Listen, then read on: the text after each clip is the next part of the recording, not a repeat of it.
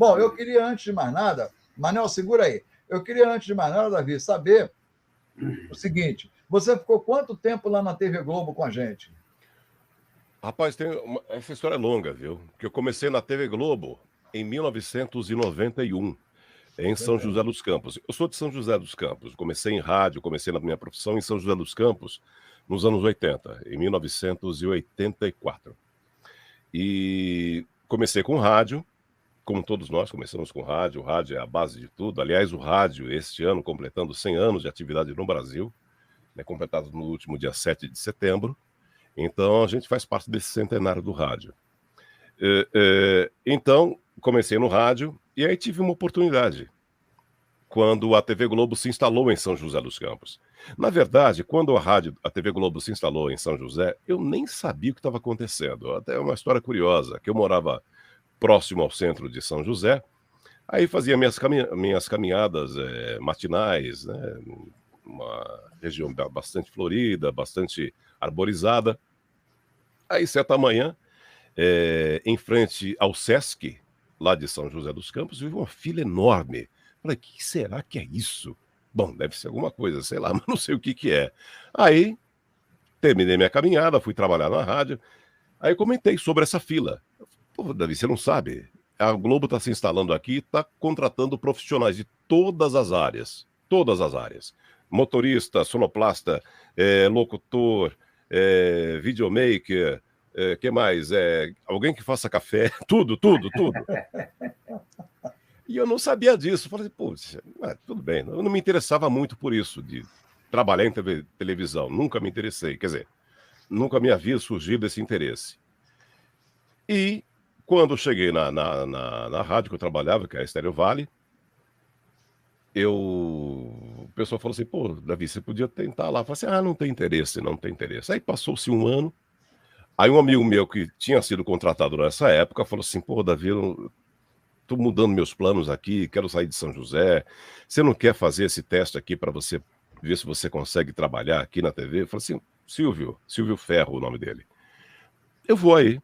Aí gravei o teste lá e foi aprovado. Então, desde 1991, eu comecei na TV Globo, a partir da TV Vale do Paraíba. Aí fiquei até 1994, quando houve uma convocação para a TV Globo do Rio de Janeiro. Houve, assim, um chamamento no jornal O Estado de São Paulo, o Globo, Folha de São Paulo, Correio Brasiliense, o Jornal do Comércio de Recife. Então, a TV Globo recebeu, se eu não me engano, foram 5.000 currículos. Rapaz. Do Brasil inteiro de locutores. Aí eu me coloquei no meio ali e acabei chegando a ser escolhido para fazer esse trabalho. Então, desde 1994, aí eu trabalhei no Rio de Janeiro, voltei para São Paulo em 1997, fiquei até 2014, ou seja, só de TV Globo foram 17 anos. Acho que é isso, mais ou menos. 17 anos, né? 17 anos. 17 anos de TV Globo. Aí saí de lá e continuei, depois trabalhei com o Boni na TV Vanguarda de São José dos Campos, né? Eu fiquei lá com ele até 2016. Aí em 2016 eu fui contratado pela TV Record, onde estou até hoje, fazendo as chamadas da Record Internacional, ou seja, eu gravo chamadas para os Estados Unidos, para a Europa, Portugal, Londres, né? Ásia, ou seja, Japão, e África, Angola e Moçambique. E Israel também. Ô, Luiz Carlos. Fala. O cara é fraco ou não? Rapaz, o cara não é fraco, não. O cara é enjoado, hein, rapaz? Davi, e lá na TV Globo, eu sei o que você fazia, mas conta para o pessoal o que você fazia na TV Globo, né? Bom, eu fui contratado para fazer as chamadas, né? Chamadas e também locução de cabines. O que é locução de cabine? Não existe mais, né? Acabou. Não existe mais. Era uma função que a gente tinha, que era o quê? Quando acabava um programa, por exemplo, acabava uma novela. Né? Então a gente falava assim, Rede Globo São Paulo, 19 horas e 15 minutos. Assista agora a tal programa. E logo depois outro programa. E viria assim. É mais ou menos isso que a gente fazia. E acredito que o Davi tem alguma coisa desse tipo para contar, não tem não, Davi? Eu tenho uma história engraçada que aconteceu, eu não vivi essa história, mas me contaram na Jovem Pan, em que durante o jornal começava às 5 horas da manhã, e por volta das 7, aí chegava o faxineiro, né, para fazer aquela limpeza no estúdio, porque virava a madrugada, é o horário que ele tinha para fazer a limpeza, porque depois chegavam convidados, chegava o governador, chegava o prefeito, às vezes o presidente da República, chegava o ministro para ser entrevistado, então o estúdio tinha que estar em ordem. Então, o que fazia o faxineiro? Os microfones ficavam em pedestais, aqueles pedestais, eu não tenho como mostrar agora, não são fixos, que tem uma base de metal, ele é pesado, coloca o microfone, quem conhece rádio conhece, sabe? Então, o que ele fazia? Ele pegava os microfones, colocava na parte superior da bancada, porque a bancada era o seguinte, tinha uma mesa na altura da cadeira, e acima havia um suporte. Eu não sei por quê, porque, sei lá, porque à frente você tinha assim os plugs, onde você colocava o microfone, colocava fone, então tinha, pela construção da marcenaria. Então, o que chegava a fazer, o rapaz que trabalhava na limpeza, ele pegava os microfones, colocava na parte de cima e limpava a bancada, passava ali um pano com álcool, e depois ele retornava. Só que ele fazia isso durante o jornal. E naquele dia, não sei por que cargas d'água, foi antecipada a locução. Aí, os microfones lá em cima, na parte superior, eles não estavam na parte de baixo. Aí abriu o microfone, acendeu-se a luz ali, né? Também nessa bancada também existia a luz do ar, naquela luzinha vermelha que acendia. Aí o locutor distraído, em vez de pegar o microfone que estava lá assim, pegou o potinho de Veja, falou assim, repita!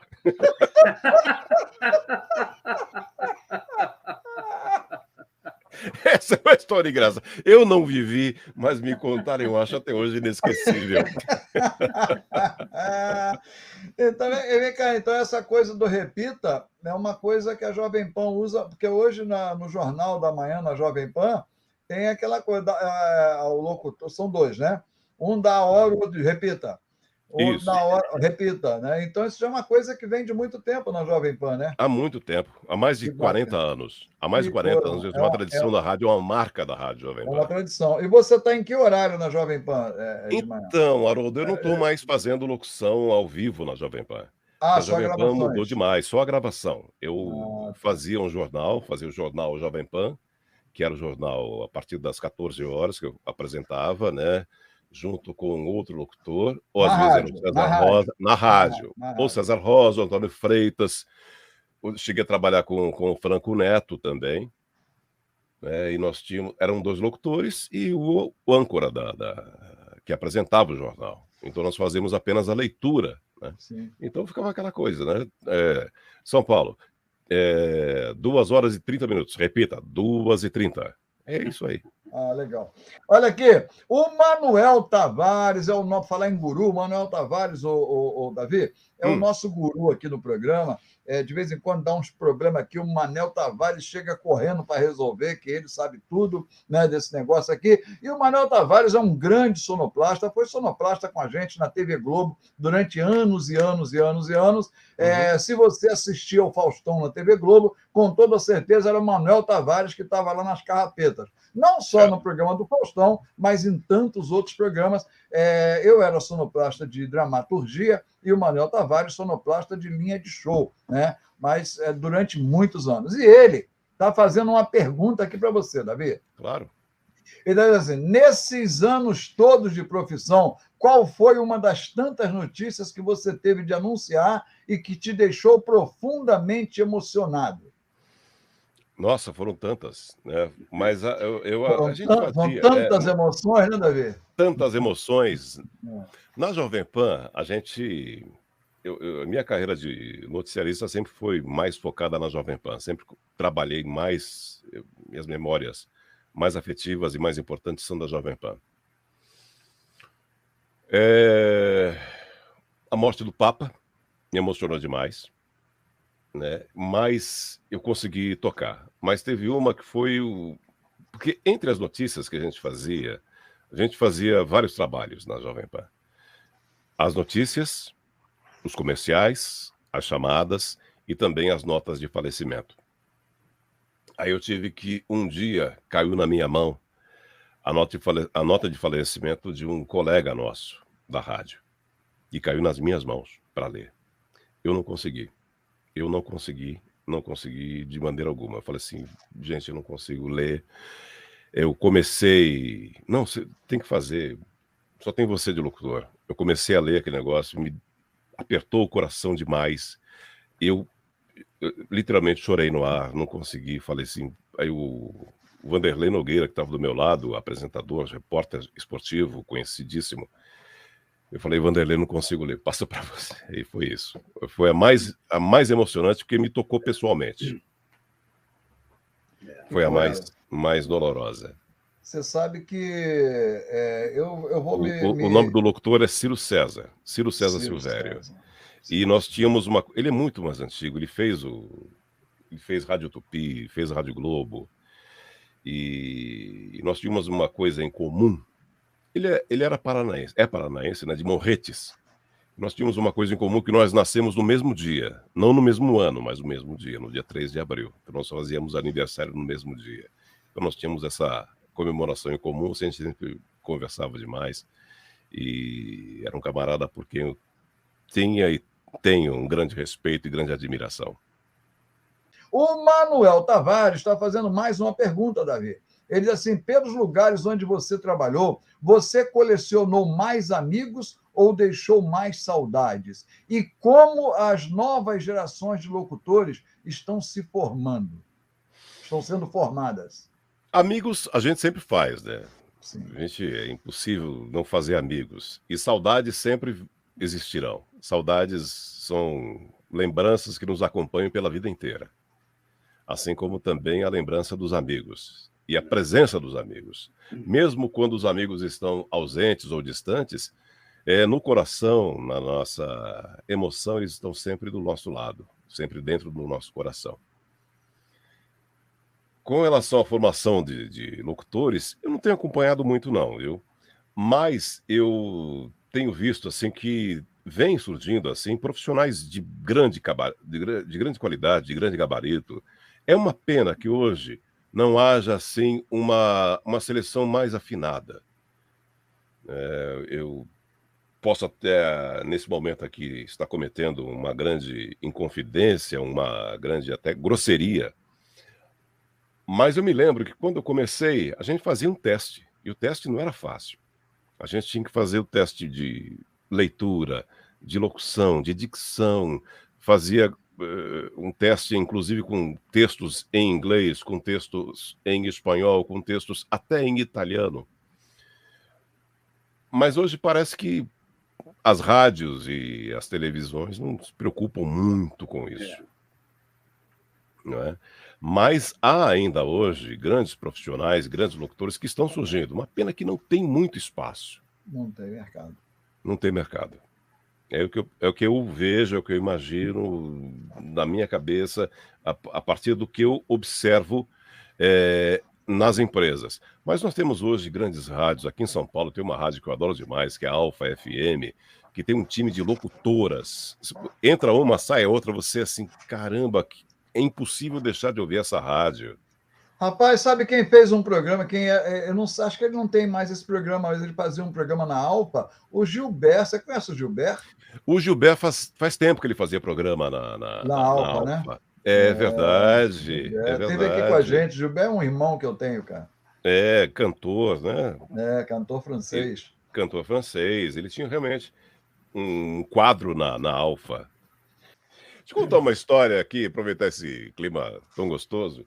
Do meu início de carreira aqui na TV Globo, tem uma coisa engraçada que eu gostaria de contar.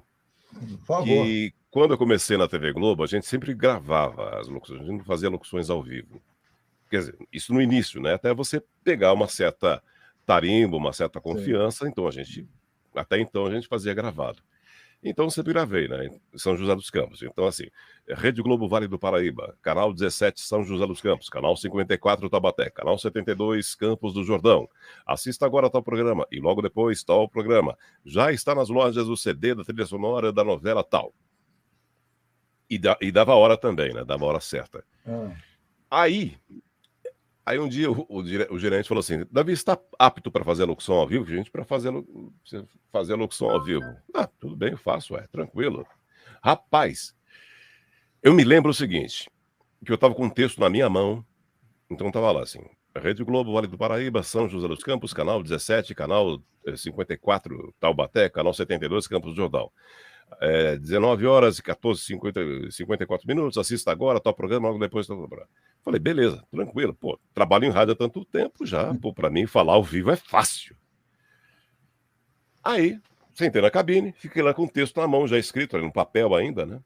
Então tava lá, e eu lendo ali, todo o texto. Rede Globo Vale do Paraíba, canal 17, São José dos Campos, canal 54, Taubaté, canal 72, Campos do Jordão, 19 horas, tantos minutos, assista agora, logo depois, beleza.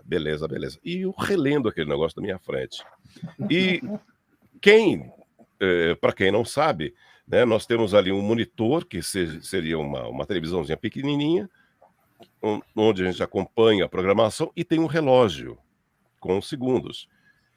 E o microfone à frente, e uma luzinha que acende quando o microfone está aberto. Então, eu fiquei lá assim, 10 minutos antes da cabine, me preparando. A primeira vez que eu ia fazer locução ao vivo. Aí, quando deu 3 minutos, fechei a porta da cabine, eu lá acompanhando. Falei assim, acho que dá tempo de fazer mais uma leitura antes de me esquecer, para não ter problema nenhum, de não ter erro. E comecei a ler tudo de novo. E li com o microfone fechado. 1 minuto. Aí não tem como correr. Né? Dá tempo de ler mais um pouquinho. Aí eu li de novo. Beleza. 10 segundos. Pô, agora eu não posso mais ler. 10, 9, 8, 3, 2, 1. Quando abriu o microfone, a luz acendeu. O que aconteceu comigo, Haroldo e Luiz Carlos? Vocês não acreditam. Eu conto, ninguém acredita. O papel ficou branco na minha frente. Olha o nervosismo, sinal da responsabilidade que eu tinha nas minhas mãos. O papel ficou em branco. As letras sumiram. Que loucura. E eu fiz a locução, assim, de memória. Do que eu tinha na cabeça, do que eu tinha lido. Como foi bom você ficar decorando. Eu decorei o texto. Mas foi a primeira vez. Foi a primeira e única vez que isso aconteceu comigo. Depois, nas demais, eu já passou aquela tensão, eu já tinha passado aquela tensão, aí consegui fazer a locução assim com mais tranquilidade, lendo com bastante desenvoltura, né? E nessa época também, caiu para mim no horário que eu fazia, que era o horário vespertino, né?